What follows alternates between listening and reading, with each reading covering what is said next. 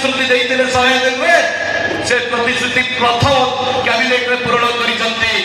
प्रथम कैबिनेट निष्पत्ति नहीं सुभद्रा योजना को साकार करबा पाई गोटिए योजना गोटिए मान को जोड़िबा एकदा ओडिसा इतिहास रे केबे हेइ नथला प्रथम योजना जो योजना रे घरे घरे महिला माने तार लाभ पाइबे प्रथम निष्पत्ति थिला चासी मानकर उत्पादित धानर मूल्य को सहायक मूल्य को 3100 टंका करी करबा पाई साकार मध्य करितले प्रतिश्रुति देइतले पालन कले 3100 टंका धान सहायक मूल्य देइकरी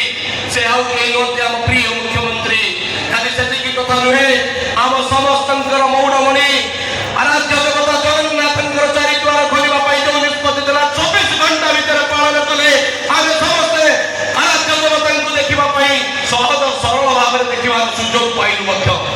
खाली सेति की नथिला रत्न भंडार खोलिबा पाई जो निष्पत्ति किसी छोटिया निष्पत्ति नथिला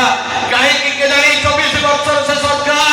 करूले निष्पत्ति नहीं करूनथिले निष्पत्ति नहीं देखाइतले हम प्रिय मुख्यमंत्री तंकर प्रथम कैबिनेट रे आउरी अनेक निष्पत्ति एई जो माटी रे हम सभा होची एठी अनुसूचित जाति जनजाति लोक मानकर सिआरिया ठू आरंभ करी निमडिया पर्यंत शासनपुर स्तंभ पर्यंत एपटे समस्ते पाखापाखि 2011 सेंसस रे 18,000 जनसंख्या विशिष्ट अनुसूचित जनजाति भाई माने एठी रहिथिले आज से संख्या अधिक होईची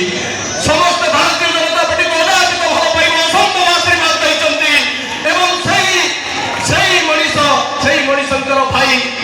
हमें आज सर्वोच्च देशर सर्वोच्च पदरे आम भौणी को पाइछु राष्ट्रपति माननीय राष्ट्रपति द्रौपदी मुर्मू महोदय को एवं आज सही मनीषटीए अनुसूचित जनजाति भाईटीए आपण मान भर जड़े साधारण मनीष भर जड़े आउ कहीं नुहे आम प्रतिनिधित्व कर राज्य नेतृत्व रोचते मोहन चरण माझी माननीय मुख्यमंत्री प्रिय मुख्यमंत्री लोकप्रिय मुख्यमंत्री आज आम सहित अच्छा